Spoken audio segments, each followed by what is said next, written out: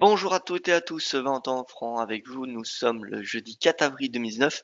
Très heureux de vous retrouver ce matin. Alors, comme vous pouvez le constater, on a depuis le début de semaine et puis même depuis finalement début de semaine dernière, les espoirs sur le commerce qui portent les indices à des nouveaux plus hauts annuels. On a le CAC qui est revenu à son plus haut depuis le mois d'octobre, le Stoxx 600, le Stoxx 600 qui est l'indice européen, pas de la zone euro mais européen, qui a atteint son plus haut de 8 mois. Bref, c'est bullish les indices. Alors, ça m'étonnerait qu'on continue comme ça avec ce momentum. Statistiquement, on va le voir que c'est assez peu probable qu'on continue comme ça assez longtemps. Donc, c'est pas du tout le moment de passer à l'achat. Le moment de passer à l'achat, c'était en début de semaine dernière. Mais voilà, c'est encore bull. Pour moi, il n'y a pas de signaux baissiers majeurs. J'ai envie de dire, pour moi, les acheteurs ont raison. Ça, c'est clair. Alors, avant toute chose, comme d'habitude, je vous invite à prendre connaissance de l'avertissement gaz sur les risques. Le trading avec FLE amplifie toujours les gains et les pertes. Un compte risque limité prend un risque de perte du capital investi. L'investissement sur compte prend un risque de perte de capital. IG fournit exclusivement un service d'exécution d'ordre. Cette présentation est à titre indicatif et ne saurait être considérée comme un conseil ou une recommandation. Alors, moi, bonjour à vous, Frédéric, que je salue également, Edwin, Jean-Stéphane, Reda, Gérard, Cornel, bonjour à vous tous. Alors, Reda qui demande 27 000 pour le dos, est-ce possible d'après vous? Alors, tout est possible, on va voir ça dans un petit instant. Euh, donc, hier, on a eu une baisse du dollar, on a eu une remontée, comme vous avez pu le constater, des autres devises majeures, notamment le GBP. Le S&P qui a progressé de 0,21% après une séance de calme. Le Nasdaq plus 0,60, le Dow plus 0,15, le VIX qui progresse également, ça c'est assez intéressant. Bon après une hausse de 2%, c'est pas grand chose pour le VIX. Ce matin, on a le yen qui est en très légère hausse, le gold également, le Brent qui est dans le rouge et au niveau du Nikkei en hausse, mais le MSCI Asie et Japon dans le rouge. Donc voilà, je pense que les espoirs sur le commerce ont été beaucoup pricés. Ça ne veut pas dire que ça y est, c'est la fin. On peut avoir une poursuite de la hausse.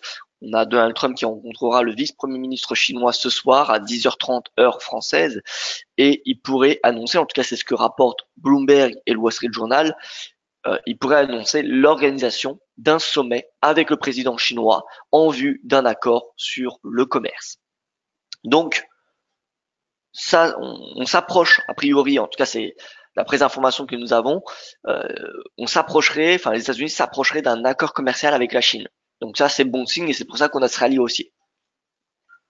Voilà, donc ce soir, c'est le prochain rendez-vous 10h30 heure française. Donald Trump pourrait annoncer une rencontre, un sommet avec le président chinois au vu d'un accord commercial, en vue d'un accord commercial, excusez-moi, ce qui serait un soutien pour les marchés financiers.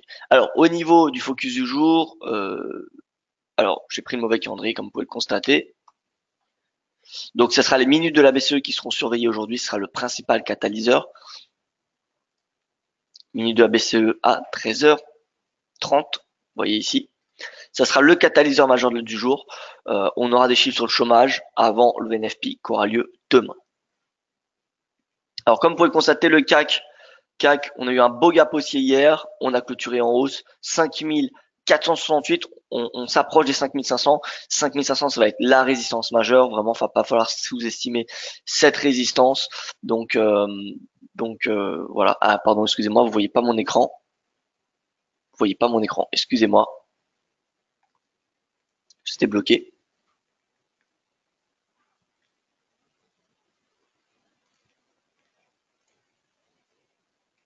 Alors, bonjour tout le monde, bonjour à tous ceux qui nous rejoignent. Alors, Frédéric qui nous dit, le Parlement britannique a voté en faveur d'une loi obligeant le Premier ministre May à demander une prolongation du Brexit et à empêcher un non-accord le 13 avril, ce qui est bon pour le GBP. Exactement. Alors, pour cela, vous savez que tous les matins, avant ce webinaire, je publie un briefing de l'actualité assez synthétique. Et donc, on a le Parlement, la Chambre des communes qui a adopté mercredi soir un amendement qui empêche une sortie de l'UE sans accord, obligeant de facto Theresa May à demander un nouveau report du Brexit si les parlementaires ne s'accordaient pas d'ici là, le 12 avril.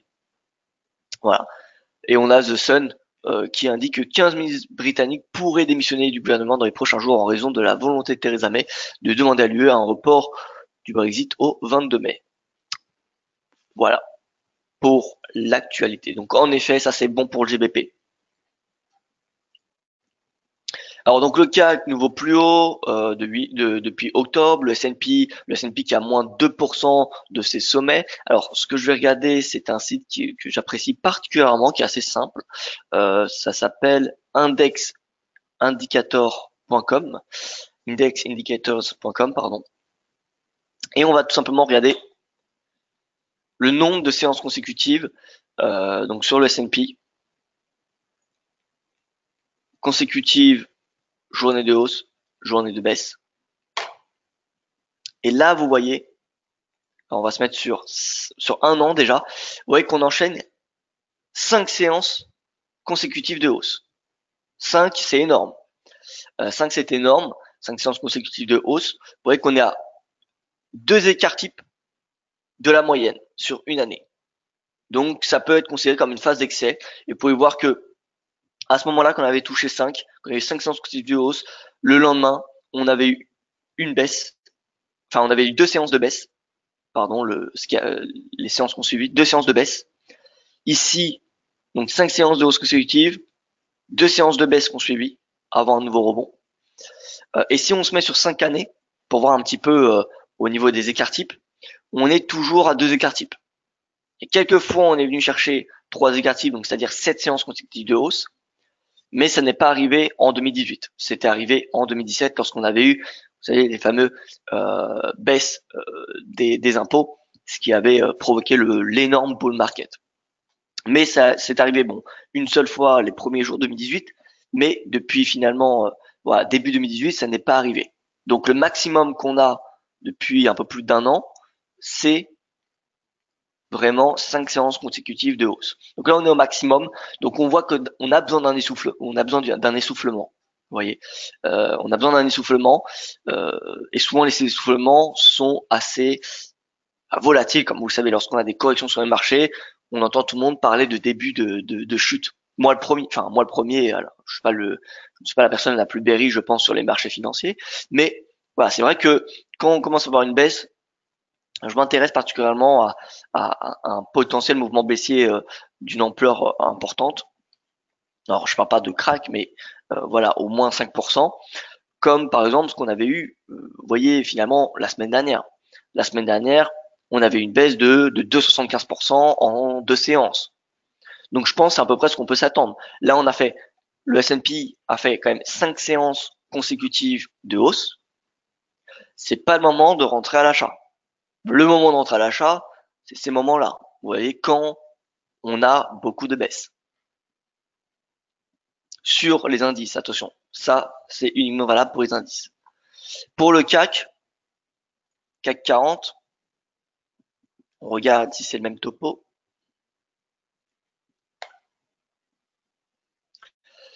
Alors CAC 40, on n'est pas à 5 séances consécutives de hausse, mais nous sommes à 4. 4 séances consécutives de hausse, ça reste quand même proche de 2 écarts types, ce qui est quand même, on peut considérer cela comme une phase d'excès, 2 écarts types, sur une année. Par contre, sur 5 ans, on est pareil. On est entre 1 et 2 écarts types. Voilà. Donc, en conclusion, d'un point de vue swing trading pour ces indices, ensuite je vais passer au day trading, mais d'un point de vue swing, c'est clairement pas le moment de rentrer à l'achat. C'est même le moment de prendre des bénéfices. Si vous êtes en swing trading, c'est le moment de prendre des bénéfices. En plus, on est sous 5500 sur le CAC. C'est clairement le moment. Je pense que on va avoir, en tout cas, il y a de fortes chances, d'un point de vue probabilité, qu'on ait une petite baisse. Alors, je parle pas d'une correction de 10%, je parle pas forcément d'une correction de 5%, mais rien qu'une baisse de 2% du S&P ou du CAC, ça fait quand même sur le CAC 2% de tête comme ça, 150 points, 150 points de baisse, c'est quand même pas mal. Alors, c'est pas pour autant qu'il faut passer short, parce que voilà, on n'a pas de signaux baissiers, en tout cas, je n'en vois pas, mais en tout cas, voilà, faut prendre des bénéfices, je pense, et repasser à l'achat un petit peu plus bas.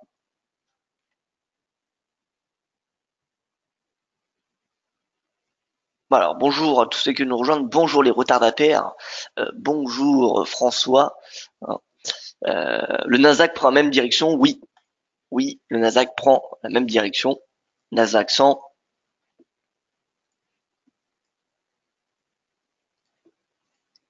Nasdaq 100, tous les indices. Hein. Nasdaq 100, vous voyez, 5 séances consécutives de hausse. On est au-dessus de 2 écarts types. On est entre 2 et 3, ce qui est énorme. On peut considérer ça comme une phase d'excès. Alors c'est bon signe, c'est-à-dire qu'on a de l'appétit au risque. Mais d'un point de vue trading, c'est pas le moment de rentrer à l'achat.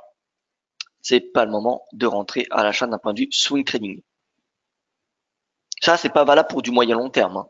Ça, c'est vraiment pour du swing.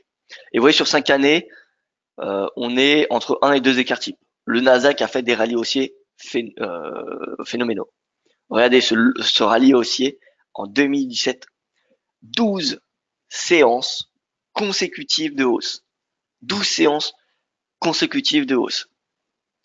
C'est énorme. Donc là, sur le Nasdaq, voilà, on est entre 1 et 2 écarts types, ce qui est quand même pas mal, hein, mais voilà, on n'est pas non plus comme le CAC où on est comme le S&P où on est au-dessus de 2 écarts types. Donc prise de bénéfice sur les indices, voilà, c'est ce qu'il faut retenir. Prise de bénéfice si vous êtes trader de swing trading. Maintenant, si vous êtes sur du moyen terme, d'un point de vue de l'analyse technique, moyen terme, on n'a pas de signaux baissiers. Le signal de moyen terme, c'est si on a, là on a une divergence qui est en place, comme vous le savez. Regardez, sommet du RSI. Alors, je vais afficher. Donc la valeur du RSI, on l'a ici en noir. Vous voyez ici. Donc RSI 70-18. RSI 70-19. Bon, légère, très très légère divergence, voire pas du tout. Mais bon, on a un plafonnement en tout cas du RSI, alors que le prix va de plus en plus haut. Le signal de moyen terme, c'est si le RSI journalier 14 périodes passe sous 50. Là, on a un signal baissier de moyen terme. Pour le moment, tant qu'il est au-dessus de 50, ça reste boule sur du moyen terme. Il n'y a pas vraiment de question à se poser. CAC 40, pareil, RSI les boules. Alors on a une divergence qui est en train de se mettre en place puisque vous voyez, là on a un nouveau sommet, mais pas ici, pas au niveau du RSI. Mais bon, tant que le RSI est au-dessus de 50, la tendance elle est haussière. Vous voyez, et d'un point de vue moyen terme, ça reste haussier. Donc le signal qu'on a avec ces statistiques, c'est le signal de swing. Donc S&P 3000 points. Écoutez, mon cher François, alors pas dans les prochains jours, mais concrètement dans les prochaines semaines, c'est possible. Voilà. Maintenant, va falloir s'attendre à des phases de correction. Hein. Ça m'étonnerait qu'on achète 3000 points, dans le mois. Vous voyez, c'est à mon avis, si on le fait, ce sera d'ici l'été, mais ce sera pas dans le courant du mois d'avril. Juste pour vous donner un ordre d'idée, hein, là on fait quand même une performance de 22% en l'espace d'un peu plus de 3 mois. Bon, après avoir perdu 20%, mais bon, 20% c'est quand même beaucoup. 20% pour aller à 3000, c'est une hausse de 4% qu'il nous faut, donc c'est pas non plus très très loin. Hein. 4%, ça peut aller vite. Hein. Voilà. Donc, mais voilà. Maintenant, honnêtement, pour les prochaines séances, voire même aujourd'hui, mon biais, il est davantage baissier sur les indices au vu de ces statistiques. Moi, je vois qu'on est dans une phase d'excès.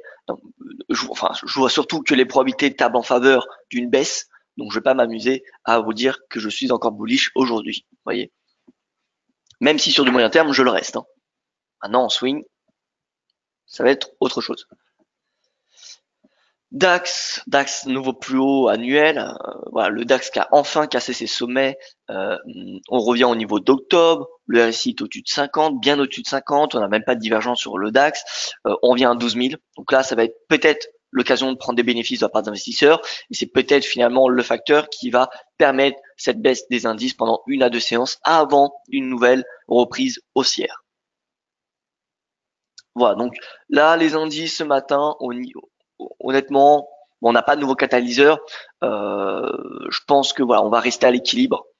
Minutes de la BCE qui vont être le catalyseur du jour avec ce soir voilà, le discours de Trump la rencontre de Trump avec le vice-premier ministre Liu He, vice-premier ministre chinois, pardon. À l'issue de cette rencontre, Donald Trump pourrait annoncer l'organisation d'un sommet avec le président chinois Xi Jinping pour la signature d'un accord commercial. Vous voyez, donc ce soir, on pourrait avoir du mouvement sur les futurs. et demain donc sur les cash. Voilà, donc d'ici là, 10 minutes de la BCE, je pense qu'on va rester vraiment à plat sur les indices. Donc, vous voyez là déjà on ouvre avec un gap qui est très très légèrement baissier. Donc gap comblé. Gap comblé. On va rester entre le plus haut de la veille et le plus bas. Ça, c'est quasiment certain. Je dirais même entre 11 000, entre 11 009 et 11 970. 11 900, 11 970 en intraday. Après les minutes de la BCE, bien évidemment, enfin jusqu'aux minutes de la BCE. Après, tout va dépendre des minutes de la BCE. Au niveau du CAC, petite div baissière, regardez. Voilà, maintenant le RSI est bien au-dessus de 50. Tant qu'il est au-dessus de 50, cette divergence n'est pas exploitable. Ou alors, enfin, c'est trop risqué de la trader. Donc on attendra une clôture sous 50 pour éventuellement passer à la vente sur du court terme. Un peu à l'image de ce qu'on avait eu à ce moment-là. Vous voyez, divergence sur du horaire. Le RSI qui clôture sous 50, signal baissier à ce moment-là. Et vous voyez qu'on n'était pas du tout à la fin du mouvement baissier. Parfois, ça peut arriver à la fin du mouvement baissier, mais là, on n'y était pas. Ce que j'ai l'impression de voir, c'est qu'on a le gap de rupture, midway gap, gap de continuation et gap d'essoufflement. Donc, si on a un nouveau gap baissier, eh bien, ça serait un top island, ce serait une figure baissière. Ce serait synonyme de renversement. Donc voilà, sur les indices, concrètement, en intraday, je suis plutôt neutre. Par contre, si on a les récits horaires qui recommencent à passer sous 50, donc probablement pas aujourd'hui parce qu'on y est assez loin, mais peut-être demain. Demain, ça pourrait être l'occasion de passer à la vente. Bah, même le S&P, on a le RSI horaire qui diverge à la baisse. Donc voilà, prudence. Prudence sur les indices.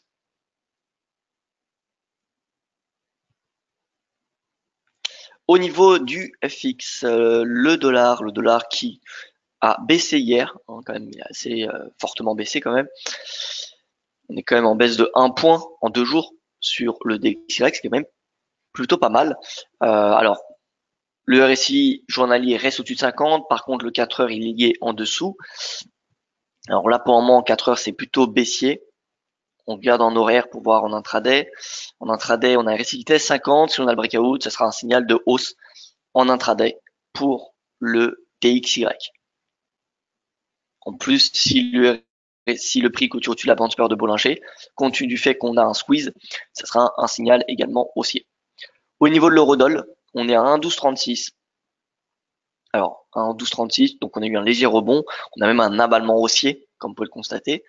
Que dire de cet avalement? Bien écoutez, moi je reste avec ma même opinion qui est entre 1,1215 et 1,75. D'un point de vue ratio risque-rendement, c'est préférable de passer à l'achat. Pourquoi? Bien parce que en termes de risque, c'est au maximum une cinquantaine de pips d'un point de vue swing trading. Vous voyez, là légèrement en dessous des 1,1175, alors que le potentiel de gain, il est jusqu'à cette oblique. Donc vers 1,1439. Donc en clair, 200 pips de risque pour une cinquantaine de 200 pips de gain potentiel pour 50 points de risque. Donc voilà, 1,1215 de ce niveau-là, ça se paye. Maintenant, voilà, d'un point de vue journalier, on n'a pas de signaux haussiers majeurs. En fait, l'euro-dollar, comme l'a très bien dit Vincent, avec qui j'ai fait un webinaire mardi dernier, l'euro-dollar, il glisse. L'euro-dollar glisse depuis 6 mois. Il n'y a pas de tendance, enfin, c'est pas vraiment une tendance baissière, il glisse. On sent qu'à tout moment, l'euro-dollar peut venir à 1,18. En tout cas, au vu de cette divergence, moi, je me dis qu'il suffit de peu pour qu'on ait un rebond majeur. Mais en fait, on a une glissade de l'euro-dollar. Ouais, c'est très compliqué de trader cet euro-dollar. Vous voyez qu'il y a une semaine, d'ailleurs, c'est assez, enfin, je dirais pas fascinant, mais regardez, on a une ou 2 semaines de baisse, 2 semaines de hausse.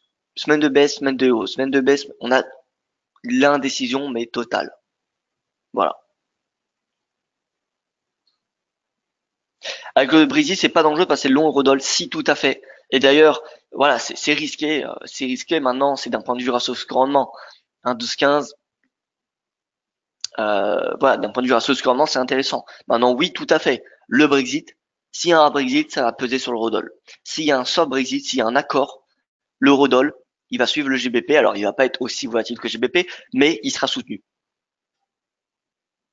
On reste dans un wedge pour l'euro-dollar, nous dit Frédéric. Alors, en weekly, sans doute, vous me dites alors, wedge, tout à fait, ouais. Tout à fait. Alors là, j'ai beaucoup d'obliques. Donc, je vais enlever quelques obliques. Hop, hop, voilà. On va même enlever celle-ci.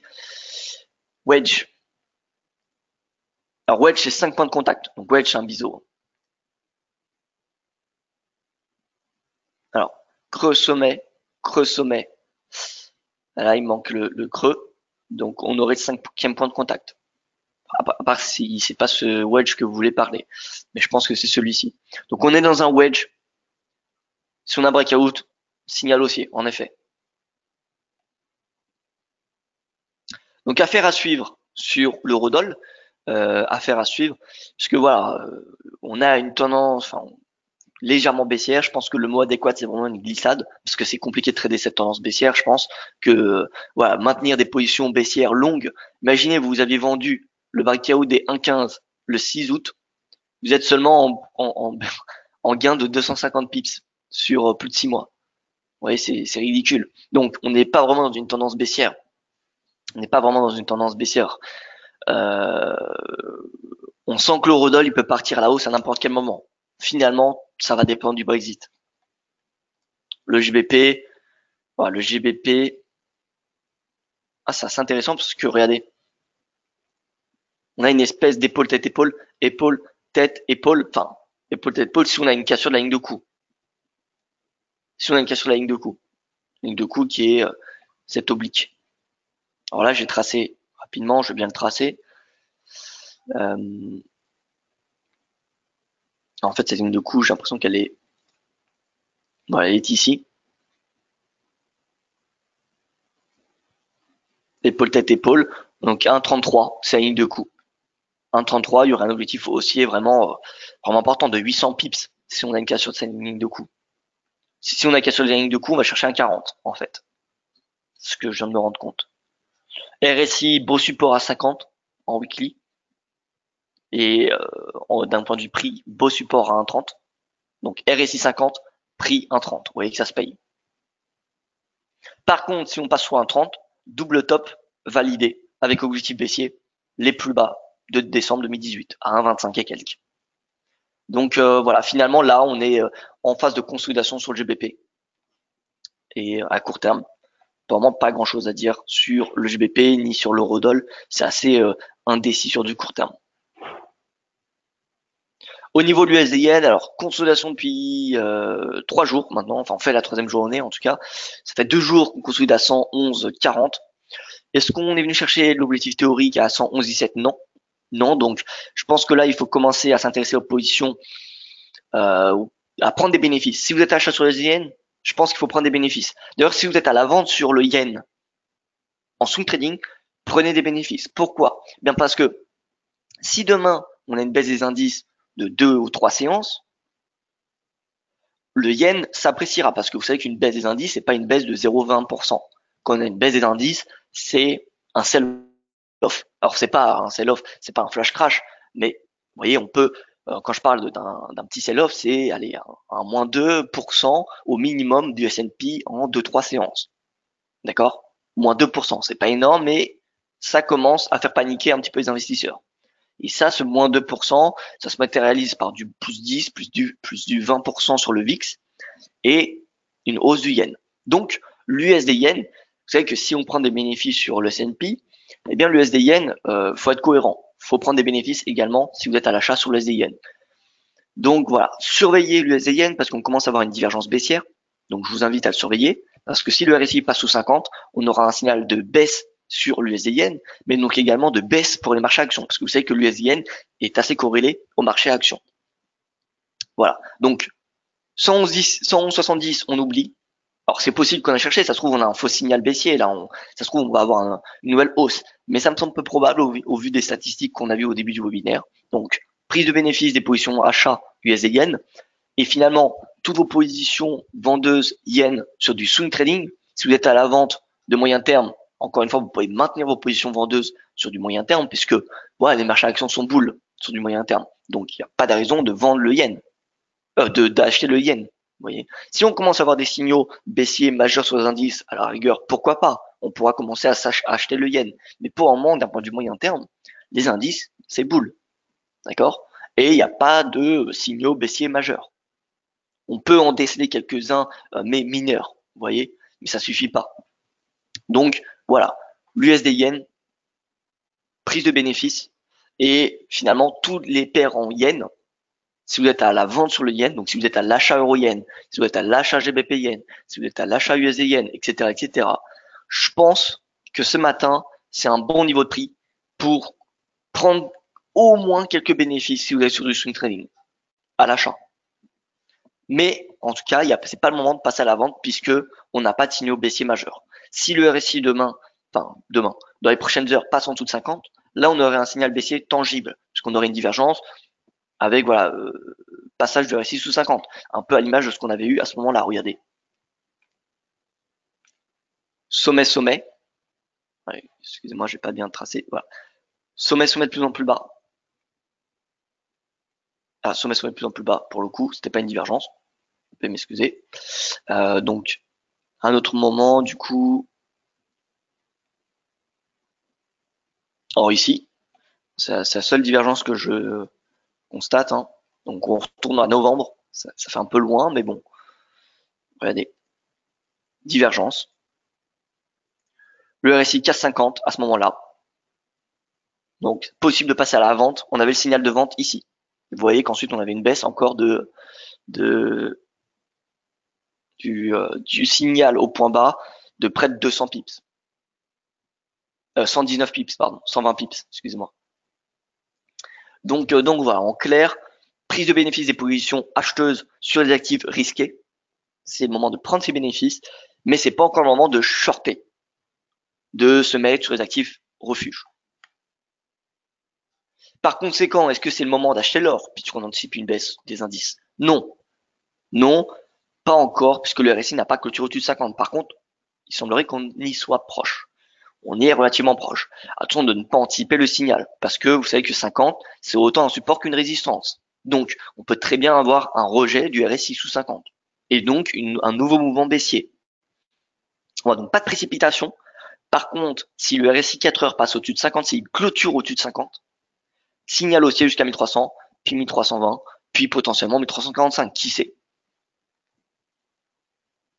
Je suis passé à la vente sur l'euro yen et me dit Edgy, bien écoutez, à vous de voir. Moi, comme je vous l'ai dit encore une fois, ce que je suggère ce matin, c'est de prendre les bénéfices si vous êtes à l'achat sur les paires en yen. Donc, si vous êtes à l'achat euro yen, à l'achat USD yen, ma suggestion, c'est de prendre des bénéfices. Ma suggestion, ce n'est pas encore de passer à la vente, parce qu'on n'a pas encore les signaux vendeurs. Mais bon, si vous êtes à vente sur l'euro yen, pourquoi pas? D'ailleurs, on va faire un petit tour sur l'euro yen. Donc, le gold, il va falloir surveiller ça en intraday. Mais donc, l'euro yen, pareil, euro-yen, moi personnellement, on ne voit pas de signaux vendeurs. Alors peut-être qu'on va en avoir dans la journée, mais pour le moment, je n'en vois pas. En tout cas, pas sur du 4 heures, sur du horaire, alors le RSI passe sous 50, donc là on a un signal baissier, mais le prix pour le moment, il n'y a pas de confirmation. Alors regarde, si on passe sous 25, bon, on pourra s'attendre à un retour à 123, 119, mais là pour le moment, je vois pas de signaux baissiers. Après, chacun a ses opinions. Moi, je vous délivre mon opinion. Elle dit chacun son opinion. Moi, je donne pas de conseils d'investissement. Hein. C'est vraiment ma vue, mon sentiment. WTI et Brent, me demande Pascal. Alors, co-pétrole en hausse. Alors, pas en intraday, mais regardez, en journalier, c'est en hausse. Alors, ce qui est assez, ce qui a observé, pardon, c'est que le Brent n'a pas clôturé au-dessus de sa moyenne mobile à 200 jours, à l'inverse du WTI. Donc là, on va peut-être avoir une petite phase de respiration. On a quand même enchaîné les séances de hausse sur les cours de pétrole récemment. Alors, j'accorde, le momentum est assez faible, mais voilà, on a quand même enchaîné les séances de hausse. Le pétrole qui prend quand même, vous voyez, depuis jeudi de la semaine dernière, prend quand même 6% en une semaine. C'est quand même pas mal. Donc voilà, petite phase de respiration, on pourrait revenir à ce sommet-là, à 68,50 sur le Brent, pour éventuellement passer à l'achat par la suite. Mais pour le moment, il n'y a pas de signaux acheteurs ni de signaux vendeurs. Là, d'un point de vue timing, je vois pas ce qui est possible de faire. En 4 heures, le RSI s'approche de 50. S'il passe en dessous, on pourrait voir une accélération baissière du prix. Et en horaire, on a une pseudo épaule tête épaule. Donc là, ce support, c'est clairement un support à surveiller. Parce que si on passe sous 68-72, l'objectif théorique, ça serait un retour à 67-57, à peu près. Voilà, l'idée, si on clôture sous 78-72, c'est d'aller chercher 67-60. Et sur le WTI, on n'a pas une épaule tête épaule. Par contre, on a une belle divergence. Alors en 4 heures, ça se voit pas beaucoup. Mais si on se met en horaire, vous allez la voir tout de suite. Vous voyez, grosse divergence, RSI qui est passé sur 50, donc là on a un signal baissier majeur en intraday sur WTI. Donc, je pense que c'est d'ores et déjà possible de passer à la vente. Sur WTI, jusqu'à avec un objectif baissier de court terme, donc par exemple ce support-là. Par contre, si le Brent casse ce support, l'objectif baissier serait plus important. Donc premier objectif, celui-ci, ce support-là, le creux le plus récent finalement. Par contre, si le Brent casse sa ligne de coup, on vient chercher beaucoup plus bas. On vient chercher potentiellement, alors là on est sur du horaire, on viendra potentiellement chercher 60, 60, 60, 50. Vous voyez, 60, 50 à peu près. En fait, c'est récents sommets, les sommets finalement de la semaine dernière. Ce sera ces sommets-là qu'il faudra aller chercher si la ligne de coup du Brent est cassée. Parce que pour le coup, on aurait un signal baissier important pour du swing trading sur le Brent et on l'a déjà sur le WTI avec la divergence. Donc l'euro CAD, perspective du coup plutôt haussière. Pourquoi haussière? Parce que l'euro, j'ai des perspectives haussières de l'euro tant qu'il est face au dollar sur support. Et finalement, si on est plutôt vendeur du pétrole, bien on est plutôt vendeur du CAD. Donc l'euro CAD, ça peut être à la rigueur intéressant de passer à l'achat. Enfin, on a déjà eu un beau rebond journalier. Donc troisième séance consécutive de hausse qu'on est en train de faire en 4 heures. 4 heures, c'est pool. En horaire également, on n'a pas de signaux contradictoires. Donc là, on vient tracer 38%. Peut-être attendre une petite phase de baisse avant de repasser à l'achat. D'ailleurs, là, on casse les 1,50. On casse les 1,50 et je vois bien quelque chose comme cela, vous voyez. Quelque chose comme cela, en fait. Ce qui ferait une épaule, tête, épaule. Épaule, tête, épaule. Donc l'objectif serait important. Donc là, c'est à surveiller l'euro-CAD. Je pense qu'on va entamer une petite baisse avant une nouvelle hausse. En tout cas, c'est ce que j'aimerais voir. Donc à la rigueur, ce qui est possible de faire, c'est d'acheter un petit peu à ce moment-là et d'acheter au moment là, du breakout de la ligne de coup. Parce que ça se trouve, on n'aura pas ce pullback. D'accord? Peut-être on n'aura pas ce pullback avant une nouvelle hausse. Ça se trouve, on va juste faire un retour à 1,50, donc ce qu'on est en train de faire actuellement, et repartir à la hausse. Donc à la rigueur, pourquoi pas passer à l'achat à 1,50 et au moment du breakout de la résistance qui est à ce niveau de prix. Donc finalement, scinder son entrée en 2 positions. Voilà.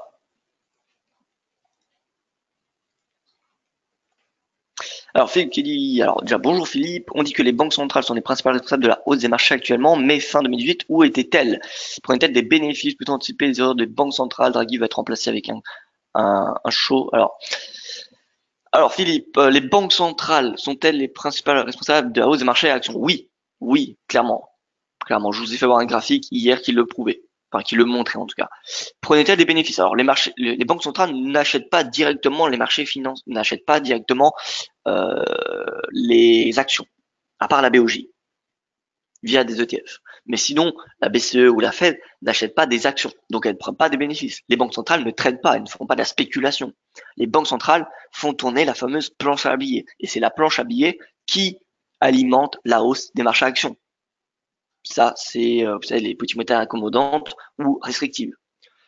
Où étaient-elles en fin d'année dernière? Eh bien, l'année dernière, jusqu'à la fin de l'année dernière, elles étaient dans l'optique d'un durcissement de leur politique monétaire. Ce qui n'est plus le cas depuis la fin de l'année dernière parce qu'on a eu de la volatilité sur les marchés actions. On a eu le S&P qui a baissé de 20%, les banques centrales ont levé le pied, très clairement, pour éviter probablement une chute des marchés.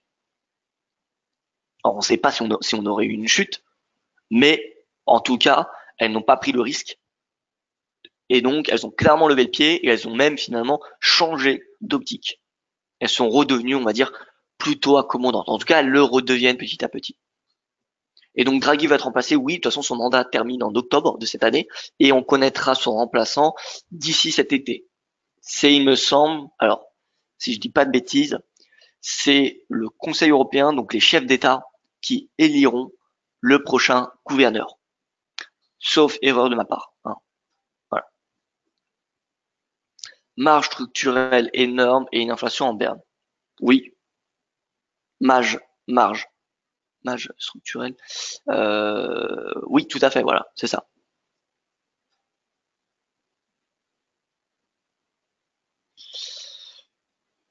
Et voilà, écoutez, pour la revue des marchés, moi je n'ai rien d'autre à rajouter. Euh, Merci pour votre attention. Je vous souhaite une excellente journée. J'espère que ce webinaire vous sera utile. En tout cas, je vous souhaite rendez-vous demain. Enfin, je vous donne rendez-vous, excusez-moi, demain. Et je vous souhaite une bonne journée. Voilà. Très bonne journée à vous et à demain. Ah, François qui me demande les cryptos, excusez-moi François. Mon cher François, crypto, en un mot. En un mot, voilà, Bitcoin a dépassé 5000. Est-ce qu'on est au début d'un rallye haussier? C'est la question. C'est la grosse question que je me pose. Euh, Bien évidemment, personne ne peut le savoir en avance. On a tous des convictions, mais personne ne peut en être certain. On a un signal haussier majeur quand même, puisqu'on a cassement de pardon, de cette oblique. Par contre, on est en dessous de la moyenne mobile à 52 semaines. On est en dessous de la moyenne mobile à 200. Ah non, on a cassé la moyenne mobile à 200 jours. Et au niveau du nuage Ishimoku, en journalier, on est au-dessus. Donc là, on est quand même au-dessus de la moyenne mobile à 200 jours, au-dessus du nuage. C'est quand même plutôt pas mal. Donc voilà, prochaine résistance, ça va être 5876, 6000 dollars qui était auparavant ce support. Support qui a duré de février et qui a lâché en novembre de l'année dernière. Mais vous voyez que c'était un puissant niveau de support. Donc là, c'est direction probablement 6000 dollars. Voilà. Ishimoku, j'aime. Alors, j'aime pas forcément, mais c'est juste que voilà, beaucoup de personnes regardent le nuage et d'un point de vue nuage, bien c'est haussier. D'ailleurs, ce qui est assez intéressant, c'est qu'on est passé au niveau du twist. Donc c'est la zone la plus fragile du nuage Ishimoku. Donc on est passé au-dessus et en plus on est passé au-dessus de la moyenne mobile à 200 jours. Donc ça c'est deux témoins haussiers. Donc moi, c'est l'Ishimoku, c'est pas quelque chose que j'apprécie plus que cela, mais voilà, je regarde de loin. Voilà donc pour ce point de marché. Merci pour votre attention, merci pour vos questions et je vous dis à demain pour ma prochaine revue des marchés.